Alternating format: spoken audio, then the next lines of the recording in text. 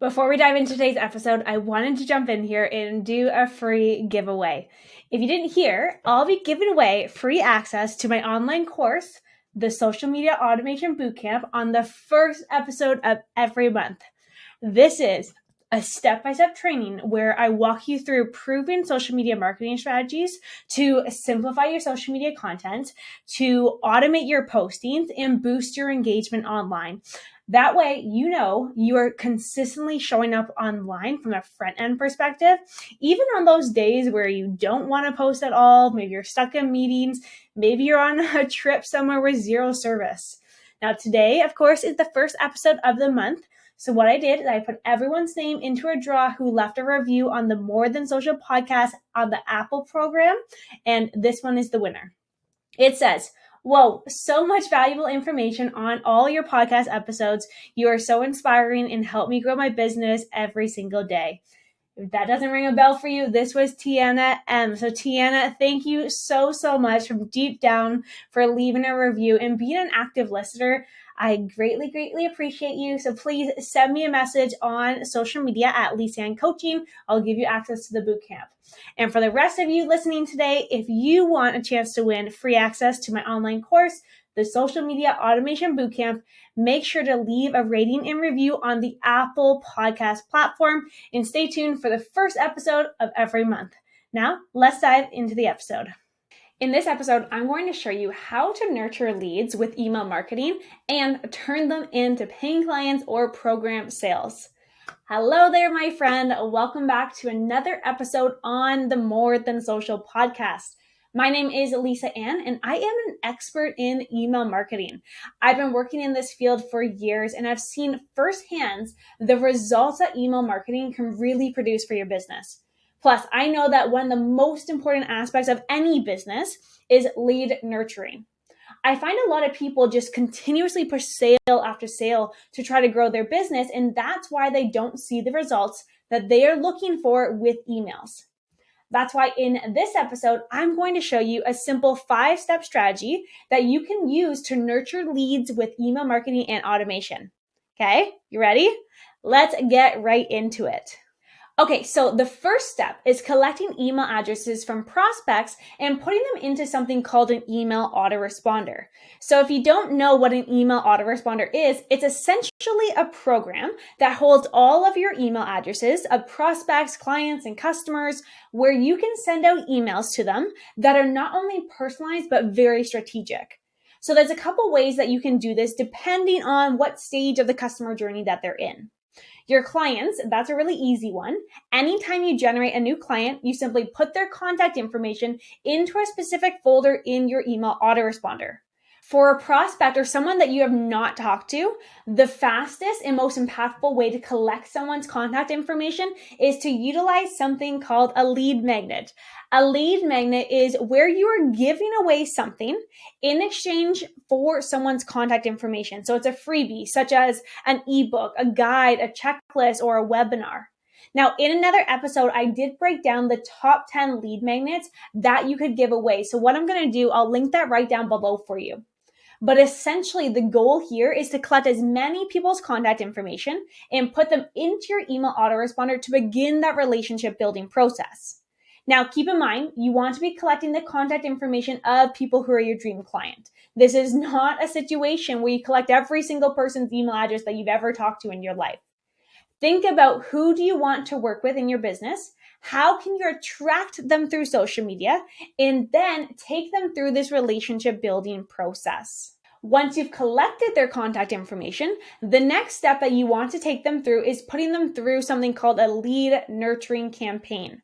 So inside of your email autoresponder, you are able to send out emails to your new contact to build a relationship all in automation. This is where most people, they'll focus on selling. But what I want you to think about during this phase is it's like a dating phase, really. Think about getting to know your new contacts, sharing stories, speaking to their pain points, answering questions, even introducing who you are. Because at this point, if you are using a lead magnet, they don't necessarily know who you are yet.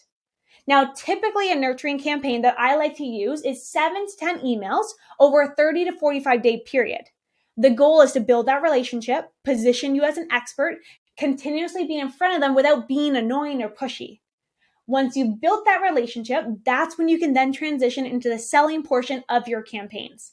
But even when you are trying to sell your new contact, you are spending now less time trying to convince your audience because you built that relationship before. So offering something now, something that you know will help them solve a problem, it's a lot more effective. Now, at this point, obviously the goal is to turn them into paying clients or customers. I get that. Depending on your back-end offer, sometimes that will be a one-time purchase. Maybe it's a consistent client within your business who pays monthlies. Regardless, the entire purpose is you're providing value in building that relationship on the front end aspect. Now, the most amazing thing that you can do with an email autoresponder is no matter what time of day or what day that person provides you with that contact information to download that lead magnet, let's say, every single person will be put through that exact same email sequence over a 30 to 45 day period. Now, after someone's gone through that 30 to 45 day email nurturing campaign, what's going to happen is they're not going to be getting any more emails from you unless you are consistently sending out campaigns, which is the next step in what you need to do to nurture your leads to turn them into customers or clients. So at this point, the goal is to continuously provide value that speaks to your audience and really positions you as that expert. So what I recommend doing either on a weekly or bi-weekly basis is sending your entire database an email of value. So most people get this wrong and they focus so much on selling your audience that as soon as you collect their contact information, it's just sales, sales, sales. But think about this. Think about it from your perspective. Do you like being sold all the time? Or are you more likely to go to someone when you're ready if they have built that know, like, and trust factor with you? So Gary Vee describes this as like that jab, jab, punch structure. You jab twice with value before you punch with a simple call to action with a sale. What I do personally is every single week when I release a new podcast episode, blog, YouTube video, I send an email to my list with a quick overview of what I'm talking about, and then I direct them to where they can listen, read, or watch. This is straight value. Anytime I have an offer or my coaching, let's say, is open for enrollment, that's when I focus on selling to my list. But again, the entire purpose of sending emails consistently to your list is to provide value, build a relationship, and consistently be in front of the eyes of your dream clients. That way, when they are ready to move forward with you, you are the first person that they think of. Now, when you are sending your emails, whether it's through the nurturing campaign or the weekly campaigns that you send out to everyone, one of the biggest keys and big pointer that I want you to take away from today's episode is that you need to personalize your emails. There's two ways that I want you to focus on personalizing your emails, okay? The first one is super simple and honestly an amazing aspect of using an email autoresponder. There is a difference between sending someone a manual email, let's say from Gmail, versus sending out a mass newsletter. Do you know the difference? The key though, when you are sending an email to one person through Gmail is that that person feels like you're talking directly to them. When you're sending out a newsletter, people know that you're talking to everyone. It's not just for them. So instead of sending out a mass email to everyone, which loses that personalization, the key is to write your emails that comes through your email autoresponder, acting as if you're sending it to one person. So inside of your email autoresponder, you can automatically input someone's name and details that it seems like you took the time to manually type it out and send it to them one by one. As soon as someone feels like you manually sent them an email because it says, "Hey, Sarah," "Hey, Brittany," versus "Hey, everyone," they will be more inclined to open it and read the email and actually feel special. On the other side of that though, that person will only want to read your email if it relates to them based on where they're at within their customer journey.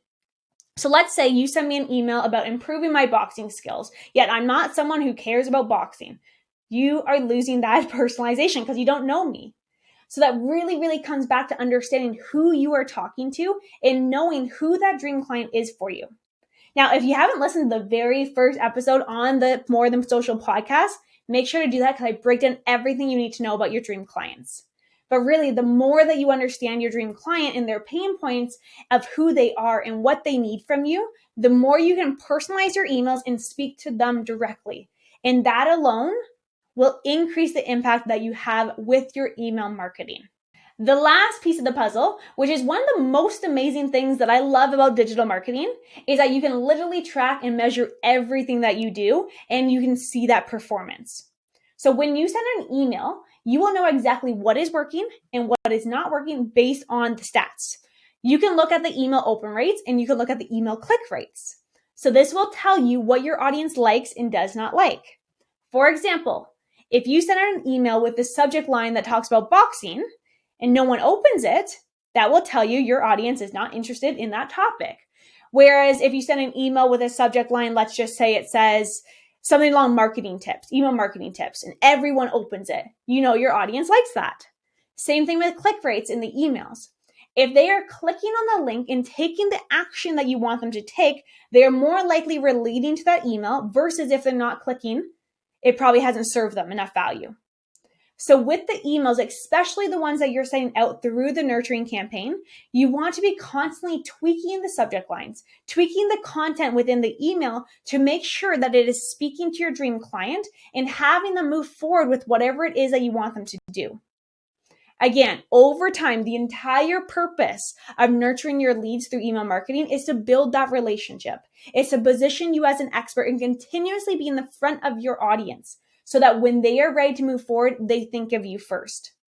Now, when you follow those 5 steps, that will really help you leverage your email marketing correctly.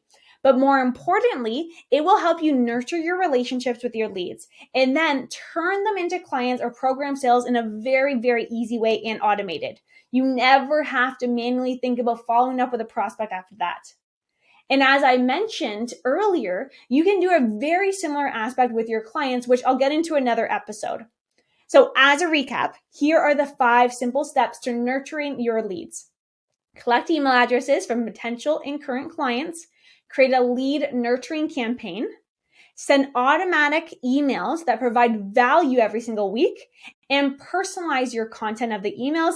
And lastly, test and measure the results of your email marketing campaign. So what I want you to do is give it a try and let me know if you come across any questions. If it helps, what I've done is I put together a free guide on how to build a laser targeted email list that you can nurture for your business. So what I'm going to do, I'll link that right below this episode as well. But regardless, thanks so much for hanging out with me on another episode on the More Than Social podcast. I'll see you next week. Bye for now.